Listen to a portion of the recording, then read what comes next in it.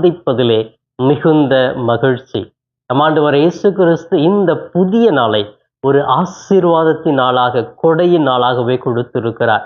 இப்படிப்பட்ட இறைவனுக்கு நன்றி உள்ள பிள்ளைகளாக முகமலர்ச்சியோடு, நல்ல எதிர்மறை எண்ணங்கள் இல்லாமல் நேர்மறை எண்ணங்களோடு இந்த நாளை தொடங்குவோம். இறைவனுடைய பிரசனம் நம்மோடு இருந்து நம்மை வழிநடத்தும்.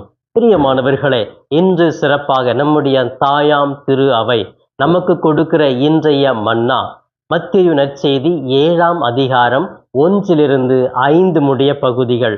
பிரியமானவர்களே, இந்த பகுதியிலே இயேசு கிறிஸ்து தன்னுடைய சீடர்களுக்கு மிக சிறந்த உயர்ந்த பண்பை கற்றுக் கொடுக்கிறார்.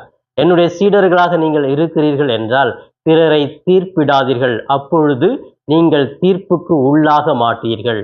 பிரியமானவர்களே, இந்த பகுதியை நம்ம அடிக்கடி படிச்சிருப்போம், நிறைய வாட்டி நம்ம வாசிப்பதை கேட்டு இருப்போம்.